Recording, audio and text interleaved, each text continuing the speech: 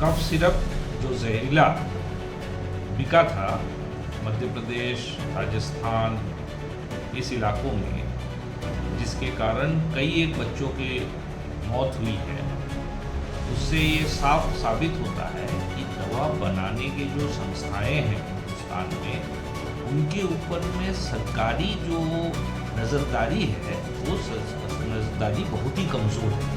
मध्य प्रदेश और राजस्थान में खांसी की दवा पीने से, कफ सिरप पीने से 20 बच्चों की मौत का मामला अब एक आलमी सतह पर मौजूए बहस बन गया है।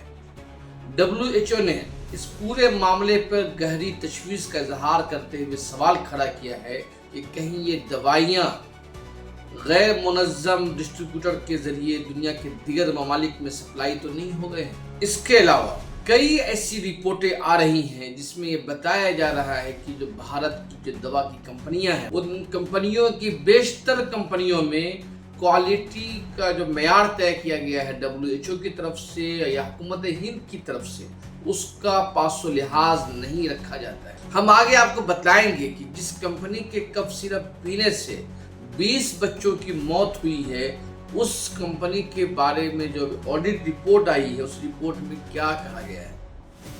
लेकिन उससे भी बड़ा सवाल ये है कि अब ये जो अहकामात जारी किए जा रहे हैं, जो गाइडलाइन जारी किए जा रहे हैं कि 2 साल से कम उम्र के बच्चे को कफ सिरप नहीं दिया जाए, तो सवाल ये है कि अगर 6 महीने का बच्चा कब उसको खांसी होती है और खांसी कई दिनों तक चलता है, तो उस बच्चे का इलाज कैसे होगा? क्या इलाज नहीं करना अपने आप में एक इलाज हो सकता है? ये बड़ा सवाल है। और इसके अलावा आज से 50 साल पहले मरकजी हुकूमत ने एक हाथी कमीशन बनाया था। उस हाथी कमीशन ने दवा बनाने वाली कंपनियों के लिए कई सारे गाइडलाइन बनाए। उन तमाम गाइडलाइंस को अमल नहीं किया गया और आज उसका नतीजा ये है कि हर साल बच्चों की मौत की खबरें आती हैं।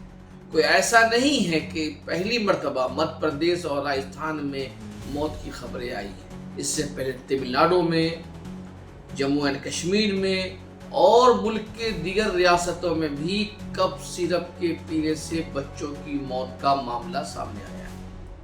और दुनिया के कई मुल्कों में जहां भारत अपनी दवा सप्लाई करता है, वहां भी कई दवा की कंपनियों पर ममालिक ने पाबंदी लगा दी।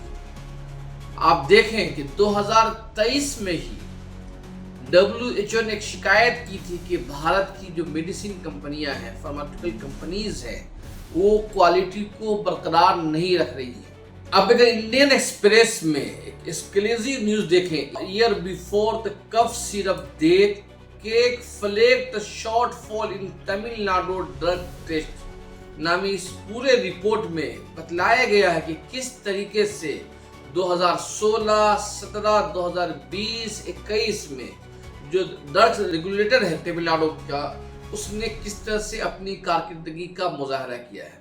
उस पूरे इन सालों में, जिन सालों का जिक्र किया जा रहा है, उन सालों में सिर्फ 49% दवा की जांच किया गया, 51% दवाइयों की जांच तक नहीं की। ये तमिलनाडु जिस कंपनी की खांसी के दवा खाने से बच्चों की मौत हुई है, उस कंपनी का जो फैक्ट्री यूनिट है, वो यूनिट दरअसल तमिलनाडु में ही है। इस पूरे रिपोर्ट में, इंडियन एक्सप्रेस की इस रिपोर्ट में सवाल खड़े किए गए हैं। जो साइन फार्मास्यूटिकल कंपनी है, उस कंपनी में जो दवा पानी जखीरा करने का जो तरीका है, या फिर जो गार्बेज जो निकलते हैं, उस गार्बेज को छोड़ने का जो तरीका है, सब गैर मियारी है और उसकी वजह से ये हालात पैदा हुए। दूसरी अहम बात यह है कि दरअसल इन दवाइयों में जो केमिकल है थाइथेलिन ग्लाइकोल, ये जहरीला मादा है और इन दवाइयों में जहरीला मादा बहुत ज्यादा पाया गया है। उसका मतलब ये है कि भारत की ये दवा की कंपनियां बच्चों को दवा के नाम पे जहर दे रहे हैं। ऐसे में सवाल ये है कि क्या डॉक्टर इसके लिए जिम्मेदार है? कोई डॉक्टर कैसे पता लगा सकता है कि ये दवा जो है मेयार के मुताबिक? पहला सवाल। दूसरा सवाल ये है कि अब जब गाइडलाइन जारी किया गया है महकमे सेहत की तरफ से, हेल्थ डिपार्टमेंट की तरफ से, कि 2 साल से कम उम्र बच्चों को कफ सिरप नहीं दिया जाएगा, तो सवाल ये है क्या इन बच्चों को मुसलसल खांसी होगी तो फिर इन बच्चों को क्या दवाई दी जाएगी। तीसरा सवाल ये है कि जब आप दवा की कंपनियों से बड़े पैमाने पर चंदे लेते हैं, इलेक्टोरल बॉन्ड लेते हैं, तो क्या सियासी जमातें, स्टेट गवर्नमेंट्स और सेंट्रल की हुकूमत इन कंपनियों पर लगाम लगा सकती है जिनके चंदे के बदौलत ये वहां तक इक़्तिदार तक पहुंचे हैं? ये कई बुनियादी सवाल। इन सवालात पर हमने कलकत्ता शहर के मशहूर फिजिशियन डॉक्टर फवाद हलीम, जो CPIM के सीनियर लीडर भी हैं और मेडिकल शोबा में इस्लाहात के लिए, अवेयरनेस के लिए बड़े पैमाने पर काम करते हैं, उनका एक इंटरव्यू लिया, उनसे जानने की कोशिश की इन सवालों के जवाब पर, और आखिर दवा की कंपनियों में क्या हो रहा है ये हमने जानने की कोशिश की। आपसे दरखास्त है कि अगर आप पहली मर्तबा हमारी इस चैनल को देख रहे हैं तो सब्सक्राइब करें और ज़्यादा से ज़्यादा लोगों तक शेयर करें, और इस पूरे वीडियो को आखिर तक देखें तो अंदाज़ा होगा कि भारत की दवा की कंपनियां इंसानों की जानों के साथ किस तरह खिलवाड़ कर रही हैं। कफ सिरप जो जहरीला बिका था मध्य प्रदेश, राजस्थान, इस इलाकों में, जिसके कारण कई एक बच्चों की मौत हुई है, उससे ये साफ साबित होता है कि दवा बनाने की जो संस्थाएं हैं हिंदुस्तान में, उनके ऊपर में सरकारी जो नज़रदारी है वो नज़रदारी बहुत ही कमज़ोर है। इसका एक वाक़या बंगाल में जहरीला सलाइन जो कई एक माओ के मौत के घाट उतार दिए थे, उसके वक्त भी सामने आया था।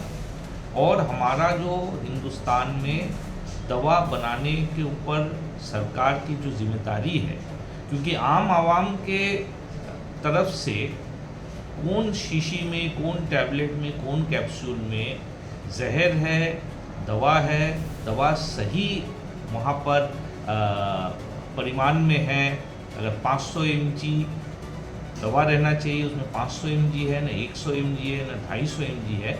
ये आम जो शहरी है उसके तरफ से इसके ऊपर में किसी भी तरीके से वो इसका फैसला नहीं कर सकता। तो तमाम हिंदुस्तान के शहरियों के तरफ से हमने सरकार को ये जिम्मेदारी दी है कि सरकार हिंदुस्तान में जो भी दवा बन के बिकेगा उसके ऊपर में नज़रदारी सरकार रखेगी। सरकार के तरफ से लेबोरेटरी होनी चाहिए, सरकार के तरफ से अफसर होने चाहिए, सरकार के तरफ से कर्मचारी होने चाहिए, जो तमाम दवा तैयार करने का जो कारखाना है वहाँ वो लोग जायज़ा ले और हर वक्त इसके ऊपर में नज़रदारी रखिए। बाज़ार में जो दवा आ रही है उसके नमूना लेकर के वो लोग उसका जांच करें, पड़ताल करें, और ये चीज़ हमेशा बरकरार रखे कि जो दवा बिक रहे हैं हिंदुस्तान में वो सही दवा रहे, उसमें जो चीज़ छपा गया है लेबल में वही चीज़ रहना चाहिए, जितना लेबल में छपा है उसी के माप के मुताबिक वो रहना चाहिए। लेकिन इस पर कोताही हो रही है।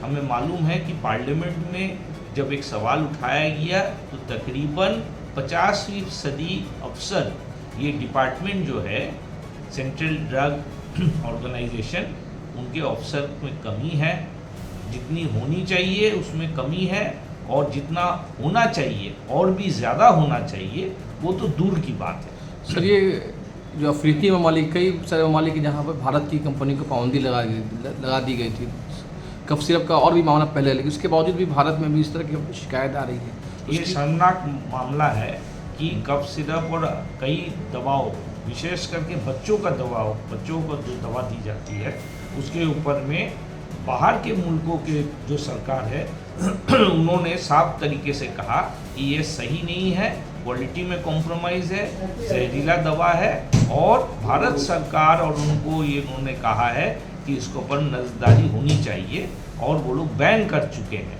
ये होने के बावजूद हिंदुस्तान के जो मरकज़ी हुकूमत है, रियासती हुकूमत है, वो लोग के कानों में जू तक नहीं लेंगे, और हिंदुस्तान के कई एक बच्चे मौत के घाट उतर गए हैं। ये जो कहा गया है कि 2 साल के कम बच्चों को दवा नहीं देनी है, कफ सिरप नहीं देना है, तो आखिर जब खांसी होंगी तो क्या करना पड़ेगा उनके लिए? ये इस तरीके से हुआ कि आपको एक सिरप में आपने जहर घोल करके बच्चों को पिलाया है, इसीलिए आप कोई भी दवा न दें। ये इस तरीके से इलाज नहीं होता है। 2 साल के कम उम्र के बच्चे, 1 साल के कम उम्र के बच्चे, उनका रेस्पिरेटरी ट्रैक्ट इन्फेक्शन निमोनिया में तब्दील होता है और जानलेवा होता है। जी। और हमने आज़ादी के बाद हमारे स्वास्थ्य व्यवस्था के विज्ञान के द्वारा जिस तरीके से हमने बच्चों को बचाने का जो मुहिम है, उसको इन्फेंट मोर्टेलिटी रेट को कम करने का जो काम हमने हासिल किया है, जो शोहरत हासिल किया हिंदुस्तान में, वो दवा, विज्ञान, डॉक्टरी और बच्चों को सही वक्त में इलाज पहुंचाने का जो अंजाम है, उसी का अंजाम है। अब आप कहें कि चूँकि सरकार ने कोताही की है, दवा बनाने वाले कंपनी ने जहर में घोल करके पिला दिया बच्चों को, पार्टियां होचे इलेक्टोरल बॉन्ड ले रहे हैं दवा कंपनी से तमाम जो सियासी पार्टियां ने इलेक्टोरल बॉन्ड ली है, उसमें तकरीबन 1000 करोड़ का पैसा इधर से उधर किया है। और तमाम कंपनियों के नाम जो नोटिस हुए थे, जाली दवा, जहरीला दवा, कम क्वालिटी के दवा बेचने के लिए, उनके नोटिस अभी तक मुकम्मल तौर पर सरकार ने उसे अपना अंजाम तक नहीं पहुंचाया है। इस माहौल में ये कहना कि दवा ही मत दो, जी, ये एक विज्ञान के खिलाफ है। ये हम लोग का जो तरक्की पसंद जो सोच रखते हैं इलाज के माहौल में, डॉक्टरों की तरफ से मैं समझता हूँ कि ये एकदम एक गैर जिम्मेदाराना सिद्धांत है। और एक सवाल ये भी है कि ये जो कहा गया है कि दवाई नहीं दो, लेकिन अब जो दवाएं, इसमें कई सारी शिकायत आ रही है कि कफ सिरप में नशा भी होता है, बहुत सारे लोग नशा के तौर पर यूज़ करते हैं, तो इसका क्या मसला है? देखिए, ये बात साफ है कि सही डोज में के बाहर अगर आप जाएं, सही डोज के बाहर अगर जाए तो हर दवा जहर होता है। जी जी। आप अगर सही डोज के अंदर रहे जी। तो वो काम देता है, आप उसको गलत डोज पे ले या गलत इस्तेमाल में लगाए तो वो जहर या नशा का काम में आएगा। तो हर चीज़ हम ये कहते हैं कि अगर आप 4 रोटी दिन में खाते हैं, अगर आप 22 रोटी खाना शुरू करें तो वो शरीर को आपको नुकसानदेह करे। तो खाना भी अगर आप ज़रूरत से ज़्यादा लें या सही डोज से ज़्यादा लें तो आपको शरीर को नुकसान पहुंचाएगा। तो हर चीज़ सही डोज में कामगर है, सही डोज के बाहर अब चले जाए तो वो नुकसानदेह है। तो ये सोच को रख करके दवाओं का इस्तेमाल के बारे में हम लोग को अपने डिसीजन लेनी चाहिए। बेहतरीन और मियारी दवा बनाने के लिए हुकूमत को किस तरह की गाइडलाइन पे काम करने की ज़रूरत है, और जनरल पब्लिक को इसमें अवेयरनेस किस तरह पैदा किया जाए कि कौन दवाई जो है क्वालिटी मेंटेन्स कर रहा है, कोई दवा मेंटेन्स नहीं कर रहा है? देखिए, 50 साल पहले हिंदुस्तान के पार्लियामेंट ने एक कमेटी बनाई थी जिसका नाम था हाथी कमेटी, और वो हाथी कमेटी की सिफारिश थी कि दवा हिंदुस्तान के आवाम के ज़रूरतें को पूरा करने के लिए कैसे बनानी चाहिए। तो पहले हाथी कमेटी ने कहा कि दवा ऐसे एक चीज़ है जो इंसान का ज़िंदगी को बढ़ा सकता है, बीमारी को मुकाबला कर सकता है, तो इसकी जिम्मेदारी प्रोडक्शन एंड क्वालिटी दोनों सरकार की जिम्मेदारी बनती है। सरकार को एपीआई, जिसको हम कहते हैं एक्टिव फार्मास्यूटिकल इंग्रेडिएंट, जिसके तहत काम आता है, उसको बनाने की जिम्मेदारी सरकार को लेनी चाहिए। और बाकी जो एपीआई मार्केट में आएंगे उसको जो छोटे कंपनी है, बड़े कंपनी, उसको टैबलेट के शक्ल में, सिरप के शक्ल में, उसको कैप्सूल के शक्ल में, पाउडर के शक्ल में बना करके जो बेचते हैं, उनके ऊपर में सरकार के तरफ से नज़रदारी होनी चाहिए। और दवा का दाम का ऊपर में सरकार का एक अहम किरदार है, जिसको हम कहते हैं DPCO, drug price control order. जी। हमने देखा है कि 2019 के बाद से सरकार ने दवा बनाने के कंपनियों पर नियंत्रण, नज़रदारी कमज़ोर कर दी है। दाम को आम बाज़ार के जिस तरीके से आग लगा हुआ है, उस आग लगाने वाले दाम के साथ उसे जोड़ दिया है। और हमने देखी है सरकार का जो ये अभाव है, ये अभाव का और गैर जिम्मेदाराना जो रवैया है उसके लिए बाज़ार में मुनाफा परस्त जो कंपनी है वो लोग एक तरफ दाम बेलगाम बढ़ा रहे हैं, दूसरी तरफ क्वालिटी कम कर रहे हैं और तीसरे तरफ जहरीला दवा बना करके बाज़ार में छोड़ रहे हैं। बहुत बहुत शुक्रिया।